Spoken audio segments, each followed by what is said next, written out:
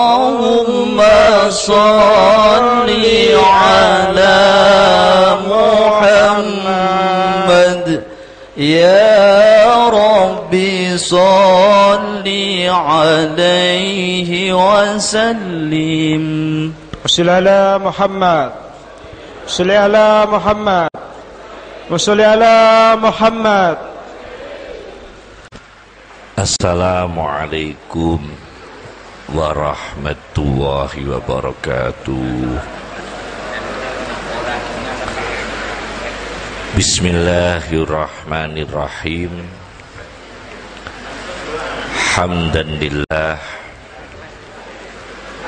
salatan wassalaman ala Muhammad ibni Abdillah Rasulillah wa ala alihi wa man sahibah wa man tabi'ah wa man iqtadah, amma ba'd. Hadratul ulama yang saya muliakan, Kiai Haji Anik, jajaran pengurus NU Suriah Tanfidiyah, semua pengurus di bawah Badan Otonom Nahdlatul Ulama yang kami muliakan, Bapak Bupati, Bapak Dandim, Bapak Kapolres yang saya hormati, hadirin hadirat yang dimuliakan Allah. Sebagai pembuka dari apa yang ingin saya sampaikan, suatu ketika Rasulullah sallallahu alaihi wasallam mengirimkan pasukan yang dikirim Nabi itu disebut Sariyah. Sariyah menurut bahasa Arab pasukan yang beranggotakan minimal 5 orang sampai 300 orang. Jika pasukan itu berkuda atau kavaleri, anggotanya 400 orang, disebut pasukan Sariyah. Dikirim Nabi untuk berperang dengan orang-orang yang menyekutukan Allah, kaum musyrikin. Sesampai di zona perang, di medan perang, wilayah perang, tentara-tentara Nabi itu bukan hanya memerangi orang-orang kafir yang sedang berperang, melewati batas hukum perang menurut Islam. Mereka membunuh anak-anak kecil, anak-anak di bawah umur, ikut dibantai oleh sahabat Nabi sallallahu alaihi wasallam. Peristiwa ini diketahui oleh baginda Nabi. Kemudian Nabi bertanya kepada mereka, apa yang mendorong kalian mengikut sertakan anak-anak di bawah umur, tidak bersenjata, tidak terlatih perang, tidak membahayakan? Kenapa ikut kalian bantai? Mereka menjawab, karena anak-anak ini sebagai kader orang musyrik. Anak-anak kecil ini kadernya orang musyrik. Kemudian Rasulullah menjawab membalik, kalian yang sekarang ini beragama Islam, terbaik, sahabat terbaik berjuang membela Allah, tidak lain kalian ini dulu orang tua kalian juga orang-orang musyrik. Kalau kalian membunuh anak-anak kecil mereka karena anaknya orang musyrik, kalian ini dulunya juga anak-anaknya orang musyrik. Itu jawaban Rasulullah SAW. Anak-anak kecil di luar kafir yang sedang berperang dengan kita, atau yang dikenal dalam hukum Islam adalah kafir harbi, ialah mereka yang masih fitrah, kata Rasulullah, masih murni, masih fitrah, masih Islam. Fitrah. Hadis ini diriwayatkan Imam Suyuti di dalam tafsirnya Ad-Durrul Mansur fi Tafsiril Ma'sur. Fitrah itu secara linguistik bahasa seperti yang disampaikan oleh Ibnu Mandur dalam kamusnya Lisanul Arab. Fitrah itu ma fatarallahu alaihil khalqa minal ma'rifati bih. Ma fatarallahu alaihil khalqa minal ma'rifati bih. Ialah ma'rifat, mengenal Allah, itu fitrah. Menurut Ibnu Mandur di dalam kamusnya Lisanul Arab, fitrah itu mengenal Allah. Imam Fakhruddin Ar-Razi sebagai mufassir yang menjadi rujukan seluruh warga Nahdlatul Ulama, ahli tafsir, teolog, Fakhruddin Ar-Razi dari orang Persia, di dalam tafsirnya Mafatihul Ghaib Dir-Razi, ketika menafsirkan ayat fitrat Allah, beliau mengartikan fitrah ialah tauhid. Ini perlu saya ingatkan. Jadi kalau di dalam kamus bahasa Arab Lisanul Arab, arti fitrah adalah mengenal Allah. Kalau di dalam tafsir Fakhruddin Ar-Razi, arti fitrah adalah mengesahkan Allah, tidak menduakan Allah. Tauhid. Di dalam Al-Quran, fitrah terdapat hanya satu kali, kata fitrah, tidak lebih. Al-Quran mengatakan kata fitrah itu hanya satu kali. Fitrat Allah allati fataran nasa 'alaiha. Fitrah itu ciptaan. Orang mengesahkan Allah, orang mengenal Allah, itu fitrah. Secara teologi, yang membuat fitrah itu adalah Allah. Disebut di dalam Al-Quran, Allah disebut Fatir. Fatir itu pembuat fitrah, pembuat langit.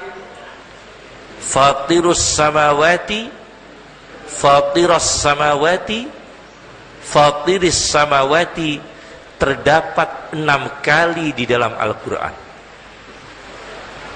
Allah disebut menciptakan langit, menciptakan bumi, itu disebut kata fatir, disebut 6 kali di dalam Al-Quran.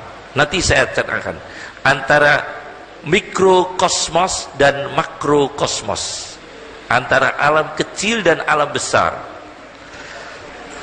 Ternyata saya amati di dalam Al-Quran, Allah menyebut dirinya sebagai fatir, pembuat fitrah. Itu ternyata yang disebutkan Allah adalah manusia dan alam, alam langit dan bumi. Ketika Allah disebut menciptakan alam langit dan bumi, Allah menyebut dirinya fatoro. Fatoro, jumlah fatir, bukan fatoro, menyebut dirinya fatir. Allah sang pencipta. Itu 6 kali. Ketika Allah disebut mencipta manusia, itu redaksinya tidak ada yang fatir, semua fator. Dengan kata kerja, fi'il madhi, bukan kalimat subjek atau isim fa'il, bukan. Jadi ketika Allah menyebut dirinya menciptakan manusia, itu dengan redaksi fator, yaitu ada fatoron nasa, menciptakan manusia 1 kali, fatoroni, menciptakan kami 3 kali, fatorona, menciptakan kita 1 kali, berarti 5. Fatorokum, menciptakan kamu semua 1 kali, 6. Jadi beda. Nanti akan saya bahas tentang munculnya garis kelas menurut tinjauan makna fitri, karena ini halal bihalal. Nah, jadi nanti kita kaji. Fatoro, ketika Allah membicarakan dirinya sebagai pencipta manusia, itu tidak ada dengan menyebut kata fatir. Fatorokum, fatoroni, fatorona, fatoron nasa. Jumlahnya persis 6 kali. Tapi yang satunya lagi, fatorohunna, Allah menciptakan langit dan bumi 2 kali. Maka ketika membicarakan ayat fatoro dan fatir, terbanyak mengenai penciptaan langit dan bumi, bukan manusia. Manusia hanya 6 kali, langit bumi fatir 6 kali, fatorohunna 2 kali, jadi 8. 8 banding 6. 8 banding 6. Maka fitrah itu adalah tauhid, mengesahkan Allah sebagai Tuhan satu-satunya menurut keyakinan kita umat Islam. Fitrah adalah mengenal Allah, semua sifat Allah, semua nama Allah, dan semua teologi-teologi terkait Allah menurut ahli sunnah wal jamaah, dan mengantarkan manusia untuk menjaga alam semesta, karena Allah menyebut dirinya juga fitrah kepada langit dan bumi, bukan hanya fitrah kepada manusia. Menjaga manusia, menjaga langit dan bumi. Ini menurut tinjauan Al-Quran. Imam Syafi'i di dalam kitab Al-Um adalah kitab yang menjadi rujukan induk kaum Nahdlatul Ulama. Al-Um adalah karya Imam Syafi'i, Muhammad bin Idris Asy-Syafi'i. Di dalam kitab Al-Um ada 15 budak dari Taif. 15 budak dari Taif, ya, masuk agama Islam. Budak dari Taif, non muslim. Kemudian datang menghadap Rasul dan menyatakan memeluk agama Islam. Diterima oleh Rasulullah. Budak 15 orang. Dalam waktu yang lain majikan mereka masuk agama Islam dan meminta baginda Rasulullah supaya budak-budak itu dikembalikan. Ya Rasulullah, budak kami semua masuk agama Islam. Kami semua ini majikan juga masuk agama Islam. Mohon budak-budak kami itu kembalikan kepada kami sebagai budak. Rasulullah menolak. Oh, tidak bisa. Karena mereka masuk Islam itu otomatis dimerdekakan oleh Allah. Ulaika utaqa'ullah, kata Rasulullah di dalam kitab Ulaika utaqa'ullah. Mereka masuk beragama Islam itu sekaligus membebaskan mereka dari perbudakan dari majikan mereka yang sama-sama masuk agama Islam. Akhirnya fitrah ini mengantarkan mereka terbebas dari perbudakan. Kata Rasulullah, ulaika utaqa'ullah.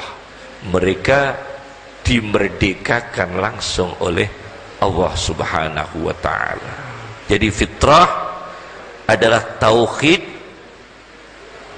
mengesahkan Allah, mengenal Allah, menjaga langit dan bumi, dan membawa manusia pada harkat kemanusiaan, yaitu mulia. Walaqad karramna bani Adam, yaitu manusia yang mulia. Itu hakikat fitrah.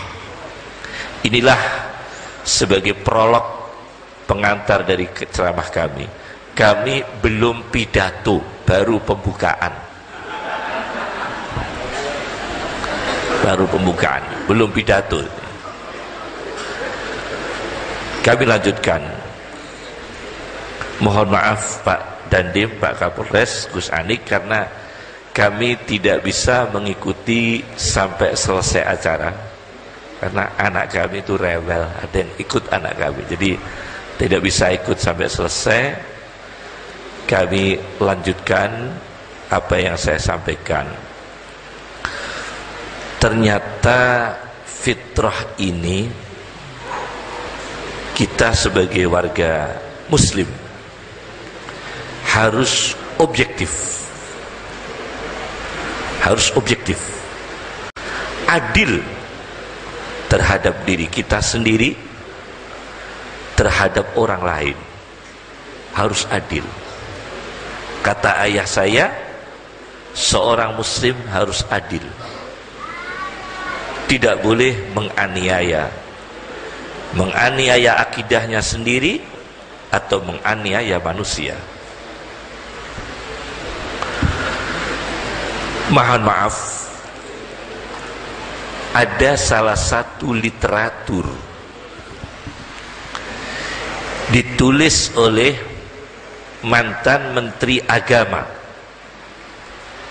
dari Nahdlatul Ulama,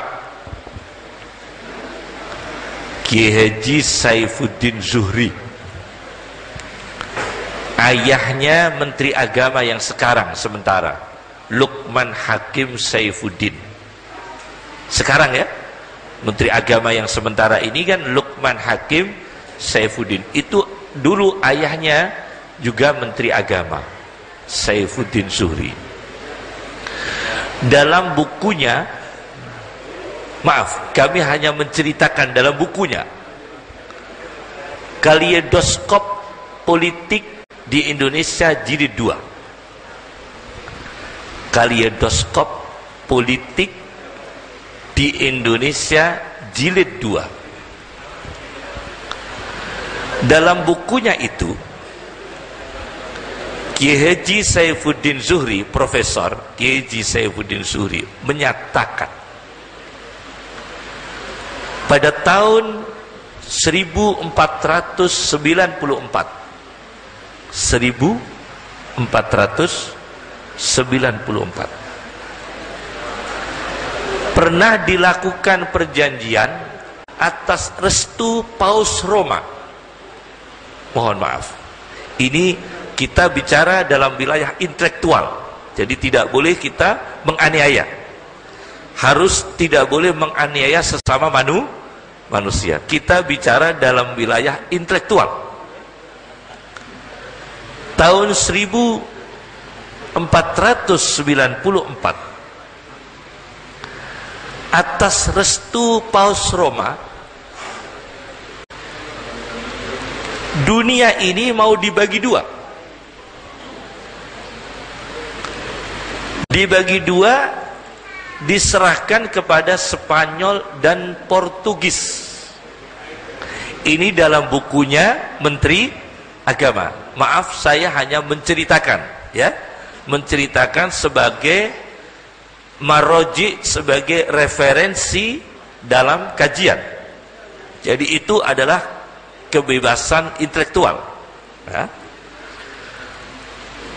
Saifuddin Zuhri menyatakan, ingat kami pada tahun 1494 Paus Roma memberi restu kepada Spanyol dan Portugis. Kepada Spanyol dan Portugis, dunia ini silahkan kalian jajah, silahkan kalian jajah. Itu ada perjanjiannya. Silahkan kalian duduki. Bila dunia barat ini kalian kuasai, dipegang Spanyol.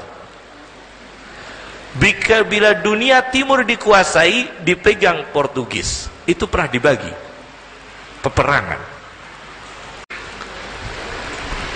Maka peperangan terjadi,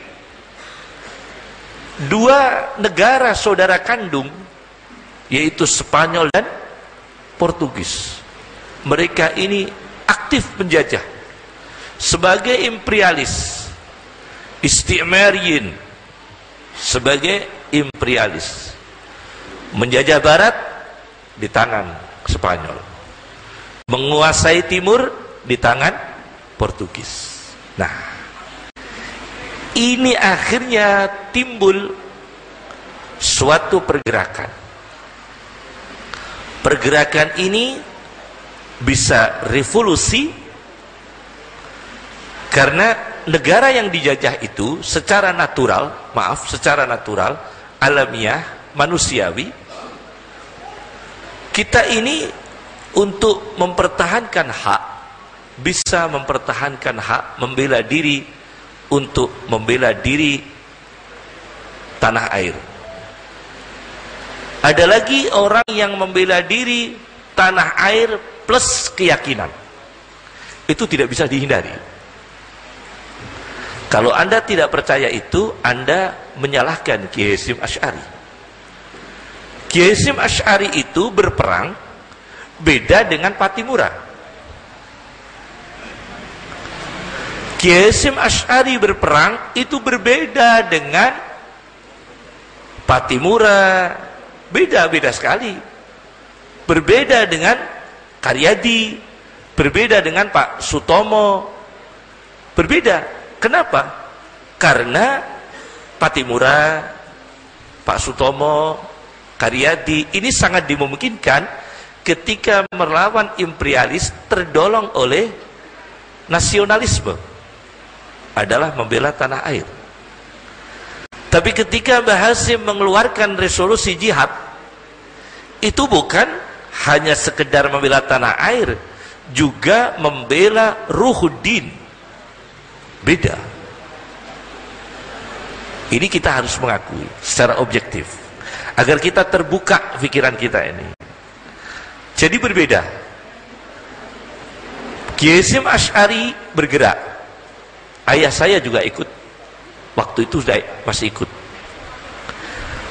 Kiai Hasyim Asy'ari disowani Bung Tomo ketika meletakkan gagasan jihad, saurah, peperangan, resolusi dan sebagainya. Apa yang mendorong beliau adalah bukan hanya membela tanah air, tapi membela Islam.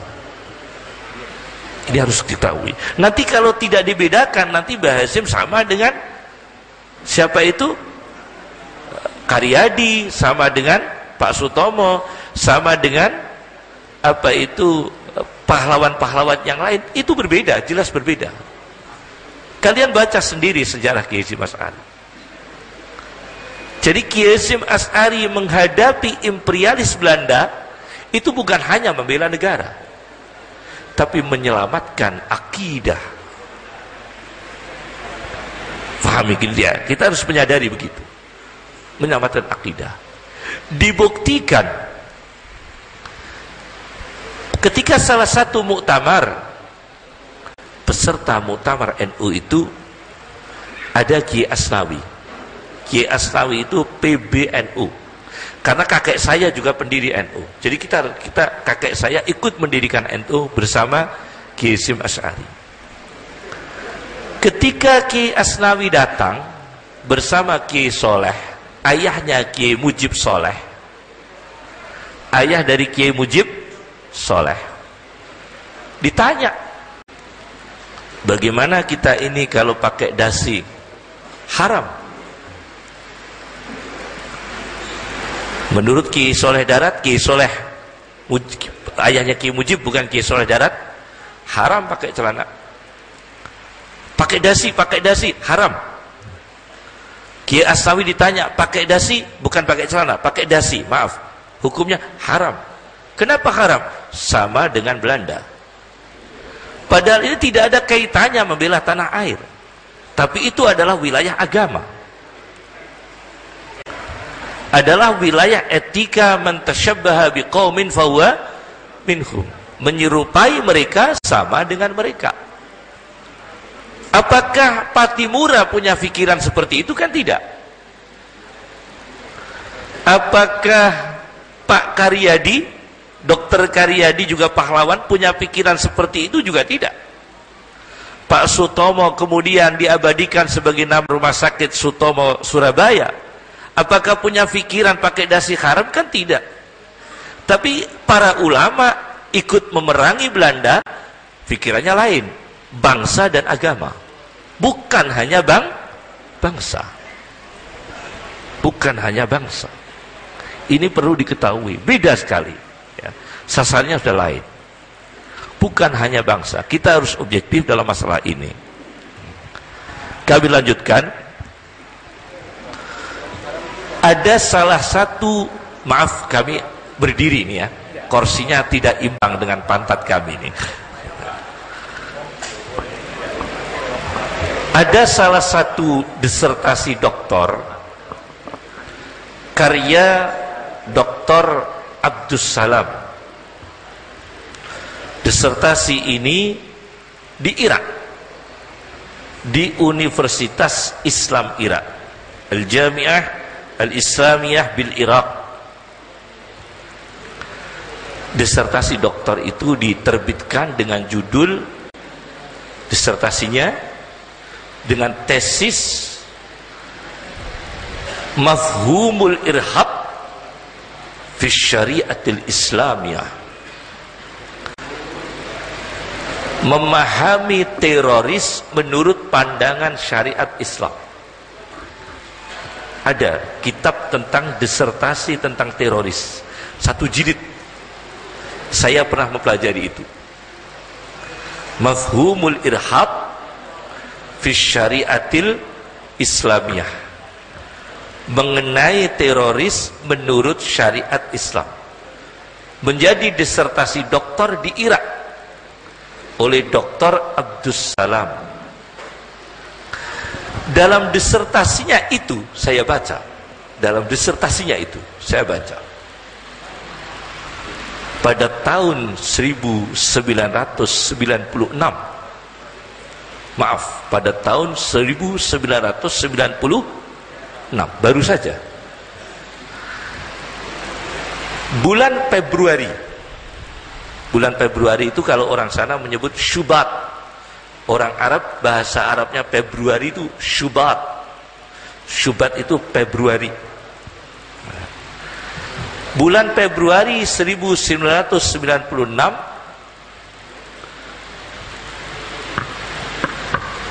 tentara militer Amerika Serikat, Al-Askariyun Al-Amerikiyun, militer Amerika Serikat, mengeluarkan suatu gagasan resmi dalam disertasi doktor itu ya, bahwasanya kita bisa menggunakan al-aslihatu, senjata-senjata, an-nawawiyatu, yang berbahan nuklir. Nawawi itu nuklir, jadi bah Nawawi itu bah nuklir. Al-aslihatu an-nawawiyah, senjata-senjata nuklir boleh digunakan untuk memerangi teroris. Itu dikeluarkan oleh militer Amerika Serikat pada tahun 1996. Berbahaya sekali. Berbahaya sekali. Karena pada akhirnya negara atau oknum atau tokoh yang belum tentu teroris, atas kebencian, beda ideologi atau sentimen komunalistik, bisa membawa mereka untuk mentahkim, untuk mengatakan dia teroris, kemudian melegalkan pemakaian senjata nuklir. Berbahaya sekali. Keputusan Amerika Serikat pada tahun 1996 ini menjadi disertasi doktor, bahwa yang teroris boleh kita menghadapi dengan nuklir. Al-aslihah an-nawawiyah, senjata-senjata nuklir. Akhirnya berbahaya sekali, nanti ada negara yang belum tentu teroris, kemudian yang istilahnya dalam ilmu jiwa disebut dengan dehumanisasi. Itu dilegalkan nama manusia yang terhormat, dehumanisasi. Maaf, ada teori untuk menyalahkan orang, kemudian kita menghukum orang itu. Orang itu kita salahkan dulu, kemudian kita hukum. Lal insaniyah atau dehumanisasi. Itu teroris, kemudian kita hukum. Itu perampok, disebut perampok dulu, kemudian kita tangkap. Disebut teroris dulu, kemudian kita hukum. Nah, ini juga berbahaya. Ini juga berbahaya. Nanti ada ikhwan-ikhwan kita, sangat dimungkinkan juga Nahdlatul Ulama sendiri, warga NU sendiri, ustadz-ustadz NU sendiri, guru-guru ngaji NU sendiri, yang pagi sore bacanya Nasoro yang suruh Nasron, tidak pernah mengenal senjata, tidak pernah punya niat untuk menjadi teroris, bisa dapat fitnah sebagai teroris. Ini juga harus difikir oleh NU. Bukan kita hanya menghadapi teroris. Teroris adalah musuh Islam, betul. Tetapi kita juga berpikir, siapa yang teroris yang sebenarnya? Jangan-jangan ada teori dehumanisasi, bukan teroris, tapi disebut sebagai teroris. Ini juga berbahaya sekali. Maka disertasi ini dan apa yang disampaikan oleh Profesor Dr. Saifuddin Zuhri dalam bukunya Kaleidoskop Politik Jilid 2, Kaleidoskop Politik Indonesia Jilid 2, saya membaca bahwa kita ini untuk menjaga fitrah adalah sikap menjaga akidah. Karena apa? Nyatanya fitrah dalam makna mengesahkan Allah. Kita menjaga fitrah dalam arti menjaga akidah. Karena apa? Karena fitrah maknanya mengenal Allah. Itu satu. Yang kedua, fitrah adalah menjaga manusia. Tidak boleh mendolimi manusia, tidak boleh membunuh manusia, tidak boleh merusak manusia kecuali dalam zona perang. Zona perang tidak bisa dihindari, tidak bisa dihindari. Palestina perang itu tidak bisa dihindari, tidak bisa kita pidato sudahlah warga Palestina tidak usah perang, istighosah saja. Oh, tidak bisa. Mereka dituruni bom kok dihadapi dengan istighosah, tidak bisa. Sudahlah warga Palestina kamu dihujani bom, ayolah tahlil saja. Oh, tidak bisa. Karena mereka menyerang dengan bom, mereka menyerang dengan senjata, masa kita menghadapi dengan tahlil dan istighosah? Kan berbeda ini. Kondisinya lain. Ini zona perang, kita tidak di zona perang. Jadi kalau di zona perang jangan disamakan dengan di sini.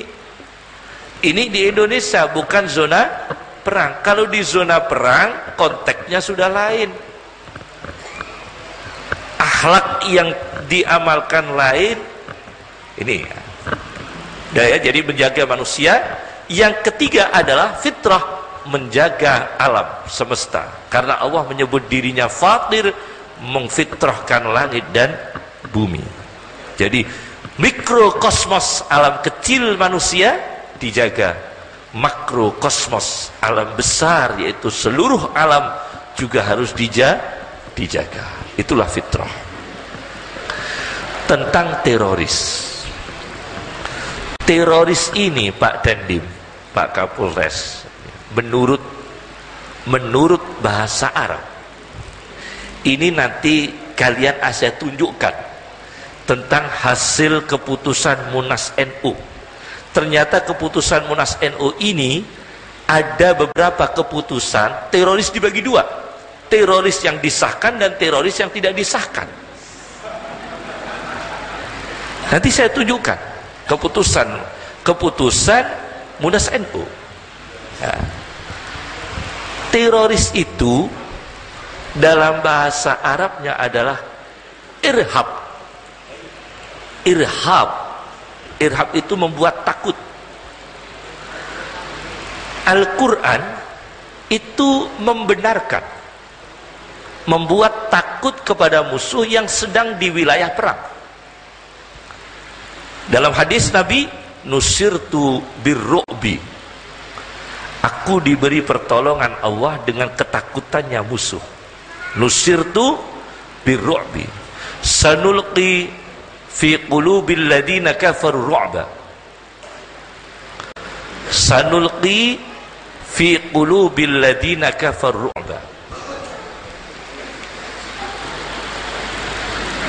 Saya jelaskan. Irhab itu di dalam bahasa Arab seperti yang disampaikan dalam disertasi Dr. Abdus Salam Muhammad, yaitu al-irhab adalah teroris. Al-Quran itu sendiri pernah mengajarkan orang Islam suatu saat melakukan teror kepada musuh perang yang memang sah sebagai musuh perang, sah sebagai musuh perang. Kalau di Indonesia ini insya Allah kita tidak berperang, tapi kalau ketika menghadapi musuh perang, irhab ini dibenarkan oleh Al-Quran. Bisa baca, turhibuna bihi aduwakum wa aduwallah wa akharina min dunihim. Kamu semua membuat irhab, membuat teroris kepada musuh Allah. Wa a'iddu lahum mastata'tum min quwwatin. siapkanlah dan siapkanlah untuk menghadapi mereka dengan kekuatan. Kekuatan ini bisa dengan bom atom. Dalam bahasa Arab, bom atom itu qumbulah darrah, itu bom atom. Bom bakteri dalam bahasa Arab adalah qumbulah jursumah, bom bakteri. Bom nuklir dalam bahasa Arab qumbulah nawawiyah, itu bom nuklir. Silakan, kreativitas. Tujuannya adalah turhibuna bihi aduwallahi wa aduwakum. Kamu semua membuat irhab, membuat rasa takut dengan musuh Allah, kepada musuh Allah dan musuhmu dan musuh-musuh yang lain. Berarti memang ada tindakan irhab yang dibenarkan Al-Quran. Al-Quran mengatakan turhibuna, tindakan teroris yang pernah dibenarkan Al-Quran ada. Maka Hazim Asy'ari memimpin perang, membuat takut musuh. Kiai Abbas Munted ikut perang, Umar bin Khattab perang, Salahuddin Al-Ayyubi perang. Sekarang sudah ada ensiklopedi perang salib, Al-Harbus Shalibi Asy-Syamilah 50 jilid. Sekarang sudah lengkap. Jangan pakai digital. Maktabah Syamilah yang digital itu banyak yang distorsi, banyak yang tahrif, banyak yang salah. Kalau pakai komputer banyak yang salah. Pakainya kitab yang asli. Nah, pakainya kitab yang asli. Jangan pakai digital, di mana dalam kitab-kitab digital itu banyak yang tahrif, pemalsuan. Ini terjadi irhab. Nah, irhab itu ketika Munas Ulama NU, saya bacakan, saya bawa lampirannya hasil Munas NU Pondok Gede tahun 2002. Tahun 2002 Munas Ulama NU Nahdlatul Ulama di Pondok Gede tahun 2002. Saya bacakan hasil keputusan tentang martir, yaitu orang yang mengorbankan diri membela agama. Bagaimana orang mengorbankan diri membela agama. Keputusan ulama NU pada tahun 2002 Munas. Begini, ada salah satunya begini: wa in kana qasduhu irhabal adwi, dan apabila tujuan martir itu membuat takut kepada musuh atau menteror musuh, ya, waliyu'lima salabatal muslimina fid din, untuk menunjukkan kekuatan umat Islam dalam mempertahankan agama, fala yab'udu jawazuhu, maka tidak jauh kalau bisa dilegalkan. Coba ini keputusan Munas ini. Jadi kalau Anda bicara tentang teroris, jangan terburu-buru. Cocok enggak dengan hasil Munasnya sendiri? Ya. Cocok enggak dengan hasil Munasnya sendiri? Yang kedua, ada butir begini: wa idza kana fihi naf'un lil muslimin, apabila tindakan martir itu bermanfaat untuk umat Islam, fatalifat nafsuhu, dan dirinya sendiri korban. Dirinya sendiri apa? Korban. Li'izazi dinillah, untuk memuliakan agama Allah. Wa tauhinil kufri, dan melemahkan kekufuran. Fahuwal maqamus syarif, itu adalah derajat yang mulia. Ini coba, ini keputusan NU loh ini. Apa perlu muktamar lagi? Fawwal maqamus syarif. Itu adalah derajat yang mulia. Alladzi madakhallahu bihil mu'minin, di mana derajat yang mulia itu sangat disanjung oleh Allah di dalam kitabnya dan dibawa oleh lisan para rasulnya. Ini adalah martir di mana dalam peperangan suci fi sabilillah. Tetapi sudah saya beri garis bawah tadi, kita tidak boleh membantai orang, menganiaya orang meskipun beda agama di luar zona perang. Kalau itu zona perang harobi, memang itu sebagai perlawanan. Tapi kalau bukan zona perang, kita tidak boleh melakukan kekerasan, tidak boleh. Tapi kalau zona perang, nanti kalian pukul rata semua, tidak boleh. Teroris tidak boleh semua. Oh, tidak bisa, karena Al-Quran sendiri pernah mengesahkan teroris dalam zona perang kafir harobi. Turghibuna bihi aduwallahi wa aduwakum wa akharina min dunihim. Itu pernah ya, jadi beda. Kalau di Indonesia tidak boleh, kita di Indonesia membantai non muslim, tidak boleh. Ini bukan zona perang. ISIS, nah ini maaf soal ISIS. Kalau ISIS itu, kalau kita bingung-bingung, kita ke sawah saja. Sawah kan ISIS kali itu, ISIS. Anginnya banyak itu ya, ISIS. Anginnya akeh ISIS. Jadi saya sudah tunjukkan tadi, pertama saya dari pendapat Kaleidoskop Politik Jilid 2 di Indonesia karangan Profesor Saifuddin Zuhri. Yang kedua dari disertasi Dr. Abdus Salam di Irak. Yang ketiga tinjauan ayat-ayat Al-Quran dan Sunnah. Ternyata munculnya teroris itu bukan dari kita. Tadi ya, Paus Roma pernah melegalkan Spanyol dan Portugis untuk mencaplok dunia barat milik Spanyol, mencaplok dunia timur milik Portugis atas restu Paus Roma. Itu pernah diterangkan oleh Profesor Dr. Saifuddin Zuhri dalam bukunya Kaleidoskop Politik. Pernah itu. Saya lanjutkan.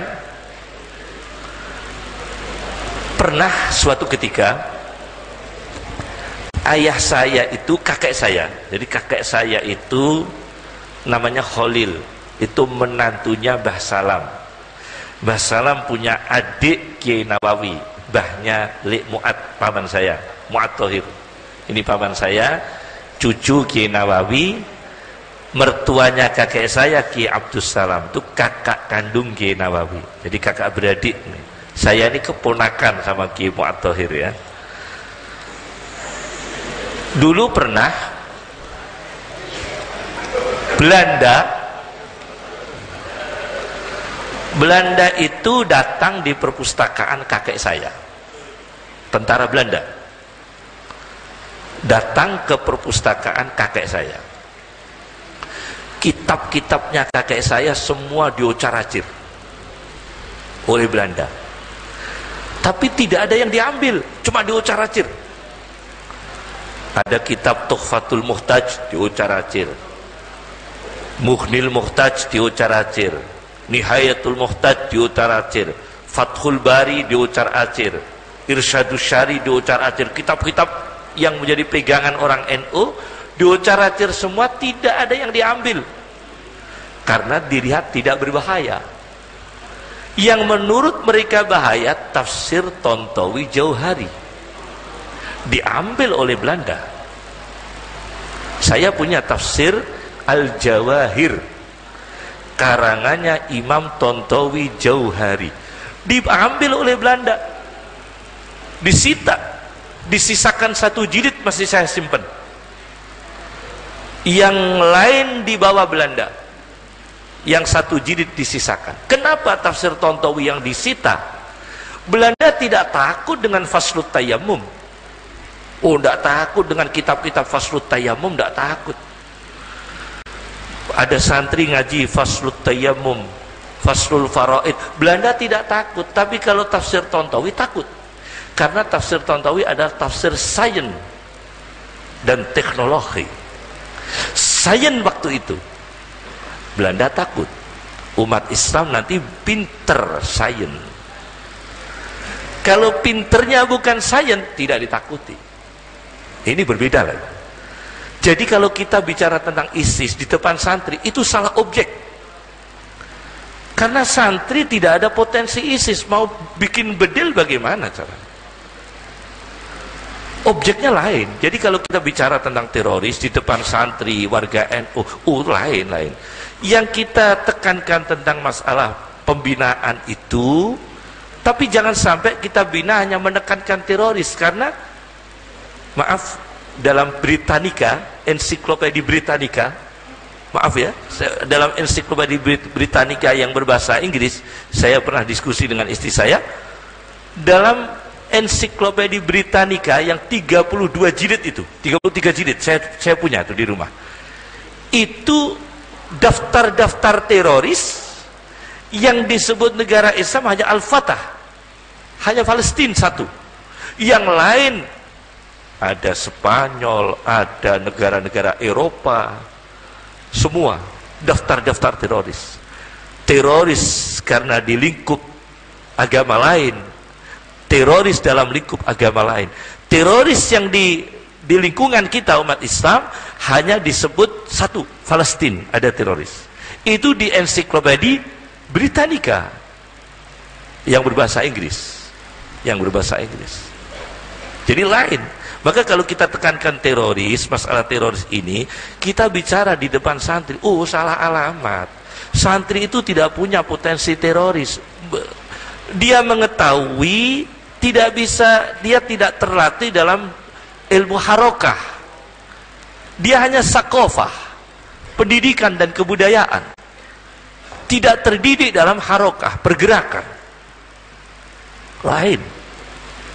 Saya dulu keluar SD, itu sama ayah saya sudah dikertikan 2 pelajaran, antara sakofah dan harokah. Saya keluar SD langsung dikasih pelajaran ayah saya, Ikhwanul Muslimin Hasan Al-Banna. Pertama itu.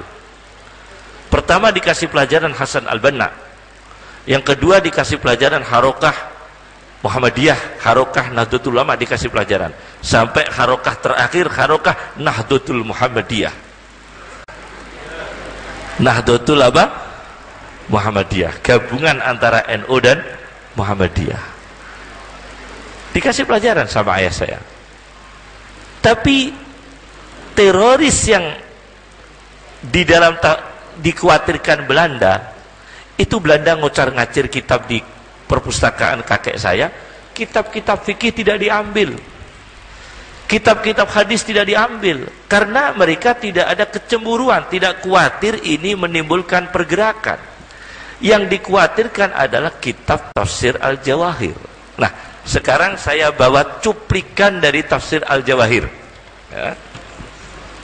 Tafsir Al-Jawahir terdiri dari 13 jilid. Saya dulu ngaji kepada ayah saya. Kalau pagi saya ngaji Tafsir Al-Jawahir, karangannya Imam Tontowi Jauhari.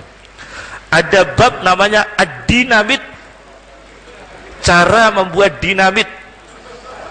Nah, ini yang dikhawatirkan Belanda.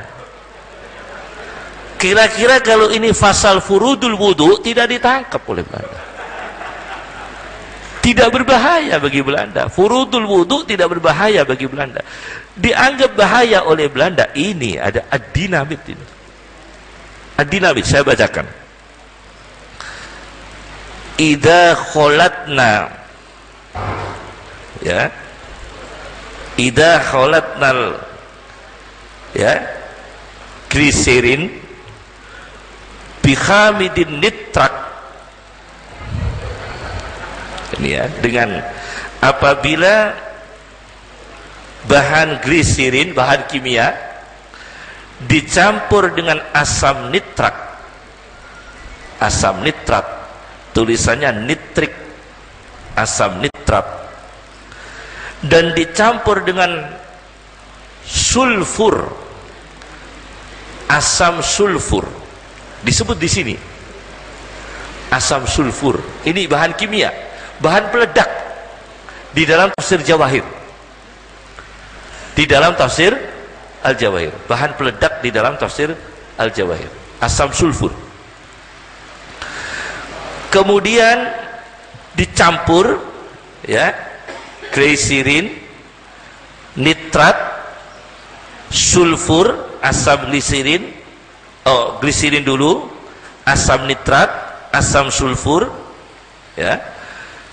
Kemudian dipanaskan. Bahasa Arabnya di sini wa idza sukhina. Sukhina dipanaskan. Auturiqa atau ditekan, farqa'a maka meledak. Farqa' itu bahasa Arab yang meledak. Bahan peledak itu bahasa Arabnya mufarqi'. Mufarqi' itu artinya bahan peledak. Farqa'a akan meledak bisyiddatin dengan keras, mutahawwilan berubah ila ghazati nitrogen, menjadi gas nitrogen. Wasani oksid karbon dan karbon dioksida, karbon dioksida wal oksijin, dan menjadi oksigen. Ini menjadi bahan apa? Peledak.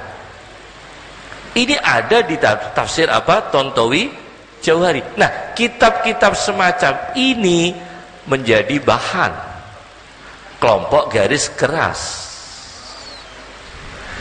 Jadi kalau kita secara intelektual tidak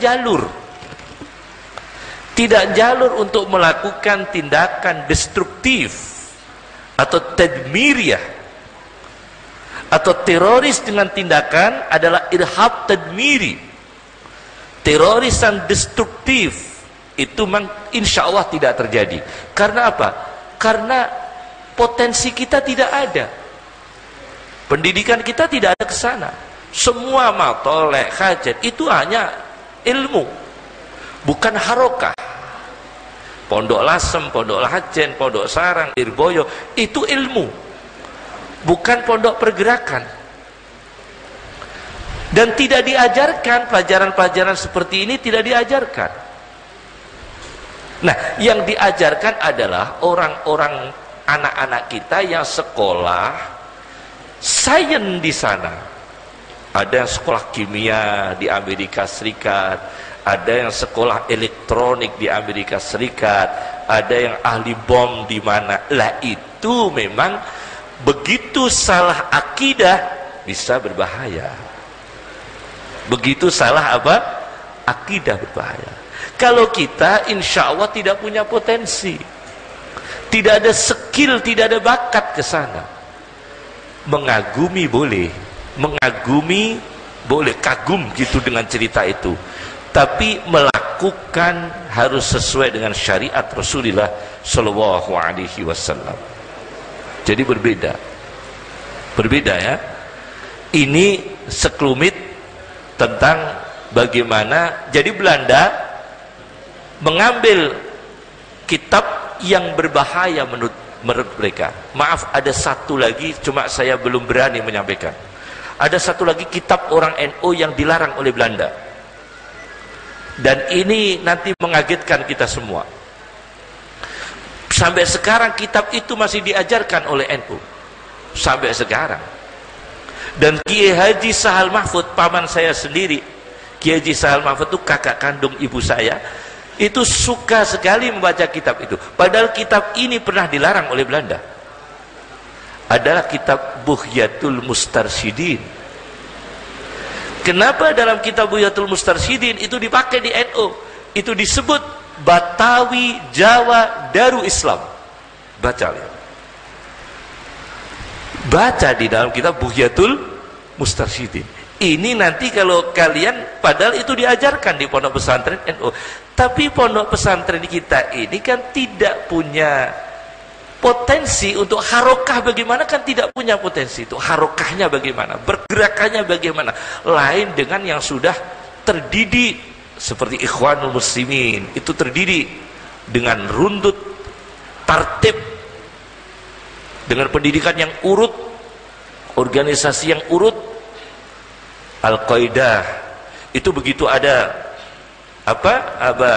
begitu ada ajaran, mungkin tafsirnya langsung diambil keras tanpa memikir kebijaksanaan. Tapi kita tidak boleh, kembali lagi pertama, tidak boleh mentahkim orang ini teroris, orang ini bukan teroris, karena dalam disertasi doktor itu yang dikeluarkan oleh Amerika Serikat tahun 1996, Amerika Serikat melegalkan penggunaan senjata nuklir untuk teroris, yang rugi umat Islam. Kebijakan militer Amerika tahun 1996 yang saya sebutkan di atas. Jadi sekarang kesimpulannya, konklusi dari apa yang saya sampaikan, natijah yang saya sampaikan, satu, fitrah dalam arti mengisahkan Allah, tauhid, seperti yang disebutkan dalam tafsir Ar-Razi. Yang kedua, fitrah dalam arti mengenal Allah, seperti yang dikatakan oleh Ibnu Mandur dalam kamusnya Lisanul Arab. Fitrah adalah menjaga manusia, karena Allah mengatakan fatoron nas.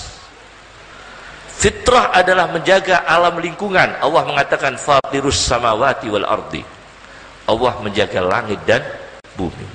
Tetapi kita tidak boleh kemudian memojokkan kita sendiri dalam wilayah intelektual. Orang bicara tentang tauhid, buku-buku seperti itu, kemudian kita anggap itu buku teroris. Oh enggak, jangan terburu-buru. Itu kitab pernah diajarkan Kiai Hasyim Asy'ari, itu kitab Bughyatul Mustarsyidin diajarkan kiai-kiai sepuh dulu, karena kiai sepuh dulu menghadapi imperialis. Orang Islam saudara kita di sana menghadapi penjajahan, kita yang di sana tidak menghadapi apa-apa. Jadi untuk realnya itu berbeda. Kita tidak melakukan tindakan kekerasan, itu memang adalah doktrinal dan aplikasinya tidak terdorong, karena tidak ada tuntutan untuk melakukan kekerasan. Tetapi kalau di Irak, di Mesir, di Syria, mereka memang ada tekanan untuk melakukan kekerasan. Berbeda, muncul firqah-firqah yang benar, ada firqah-firqah yang sesat. Tetapi yang saya tahu tindakan ISIS itu memang yang saya tahu dari YouTube, ya, itu memang sangat berbahaya, dan ini perlu pembinaan. Istilahnya perlu pembinaan. Sebab kalau tidak dibina, apa yang dikatakan Imam Ghazali, Anda berdiskusi dengan lawan akidah, apakah diskusi Anda bisa merubah akidah mereka? Ditanyakan oleh Al-Ghazali. Kalau tidak, buang energi saudara. Fadzakir in nafa'ati dzikra. Ihya Ulumuddin mengatakan begitu. Bukan berarti kita tidak amar ma'ruf nahi mungkar. Amar ma'ruf nahi mungkar tetap. Tetapi kita diskusi panjang-panjang, yang di depan kita ini bukan orang jurusan ISIS. Begitu Pak ya. Insya Allah tidak ada yang jurusan ISIS, insya Allah tidak ada yang jurusan ISIS, tidak ada, insya Allah tidak ada yang jurusan ISIS. Alumni pondok-pondok lah, kalau dia sudah masuk dalam ranah organisasi, misalnya organisasi besar, lain lagi. Atau dalam Islam harokah, kan ada sakofah, ada harokah, ada yang hanya pengetahuan dan kebudayaan, dan ada yang harokah. Tapi kita jangan lupa yang dicatat oleh Abdullah Ulwan dalam kitabnya Tarbiyatul Aulad fil Islam, pendidikan anak di dalam Islam, itu ada tabel daftar-daftar gerakan sufi melawan kekejaman. Itu semua gerakan sufi dengan senjata. Ketika Italia menduduki Libya, yang bergerak adalah thariqah, dipersenjatai. Ketika Prancis menduduki Aljazair, thariqah bersenjata menghadapi Prancis. Karena apa? Harokahnya sangat darurat. Ketika imperialis menduduki Libya, Italia, thariqah yang berperan, bersenjata thariqahnya. Baca di dalam kitab Tarbiyatul Aulad fil Islam, bersenjata. Karena apa? Darurat untuk melakukan. Ketika Hasyim Asy'ari menghadapi imperialis Belanda, resolusi jihad keluar dengan senjata. Jadi kita lihat ada melakukan perlawanan yang disahkan oleh Al-Quran sesuai dengan ayat Al-Quran, turhibuna bihi aduwallahi wa aduwakum wa akharina min dunihim. Semoga kita menjadi muslim yang sesuai dengan syariat Rasulullah SAW, dan kita tidak boleh menganiaya akidah kita sendiri, tetap tauhid, mengisahkan Allah, tidak yang lain.